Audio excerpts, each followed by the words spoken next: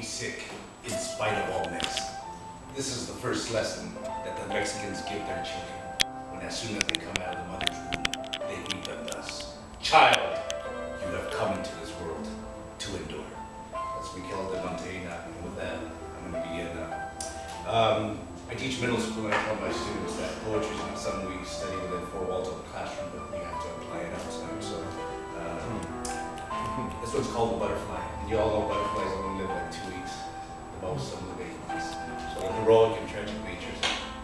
I've always flown just like a butterfly. I glide in air to my soul's delight. The multicolors that my wings do show, they cover scars buried deep within this poet's soul. In sunny days, I search for you. I ask for guidance with each passing moon. But if one day my colors fade, do not remove the magic of this lovely day. When it is time and I must part, a final glance at the gleaming sun before the dark. The butterfly, I am the soaring butterfly. This next one's called next one, with your permission, we're going to get on the love train here. You can't be a poet going through labyrinth. So it's called Your Magic Eyes. If you ever locked eyes with someone and it wasn't in a platonic fashion, right? You probably got discombobulated, pentagram. Your magic eyes. What type of verses will I extend to that girl that has a touching presence? It must be those that bring about a rhythmic sentence. These type of lines will no doubt express a certain type of yearning from this heart that is not burdened. As a flower blossoms under urban skies, you shine in our pair of emerald diamonds in my eyes. Your magic eyes have magic eyes. You bring forth words I can't explain or hide. I can see you growing old with me. The first clairvoyant truth the muse has given me. These words may touch, or they might not. Towards you they go, my poet's pen, a flaming dart. Your magic eyes. That's your magic eyes. At my advanced age, I'm surprised I can still memorize some of these voices. Yeah. This one's called, I wrote this about 13 years ago. It's called I Wonder If You Will Ponder. I wonder if you will ponder. I wonder how many days must there go by without any peace or people at ease, especially in the Middle East. When will the fighting cease? So many unnecessarily deceased. We all try to do good to one another, but oftentimes only bring grief to the others. I wonder why all the murders, whether it's Tupac or Biggie, JFK, MLK, or Gandhi, haven't we learned how not to be? These people died trying to get us to see a better dream that was meant for you and me. I wonder where is the justice? A kid from around this block and in that park, who minded his own, but to show you the evil of people be known, was attacked by 3 men grown who showed him no mercy as they broke his bones, just to be known. What are crazy people who will ultimately reap what they've sown? I wonder if compassion has ears to hear. I will tell it that this society screams for a better reality. It is my wish that we see and agree to believe and fight to achieve. Only then will there be relief. I wonder if you will ponder.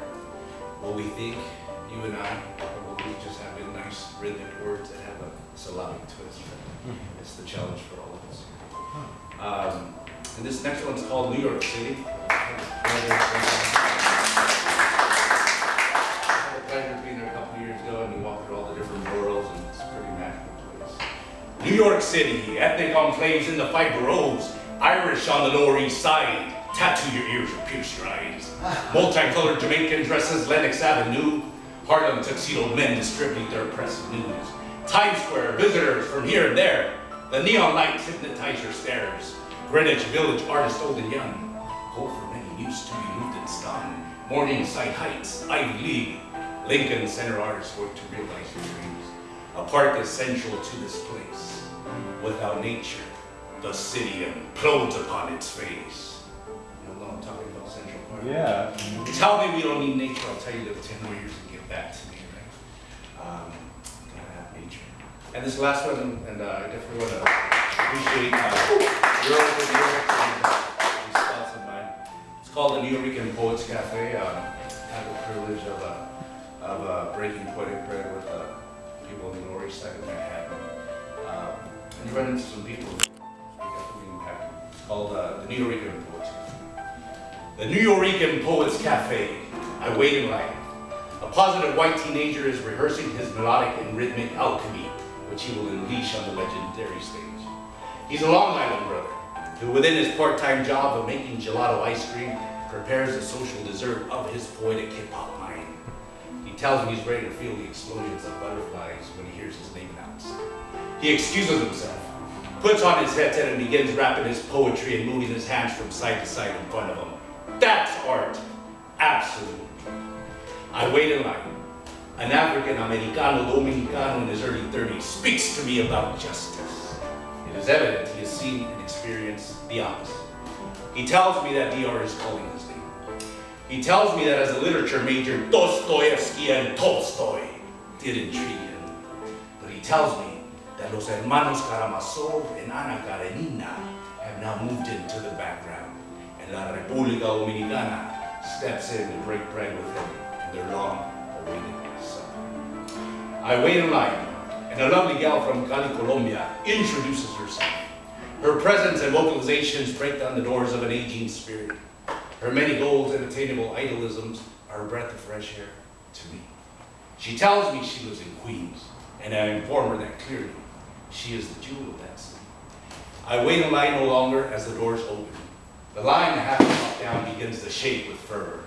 The poets walk in on single line formation, each one an expert in himself or herself. The duende waits in front of the stage, looking to see who he will take hold of tonight. You guys know what duende is? Duende is that magical power, right? If the muse comes from the outside in, duende comes from the palms of the feet out. It's that one thing that connects the poet and the audience, the bull and the bullfighter, the flamenco dancers. We sometimes call it magic. Thank you for having me.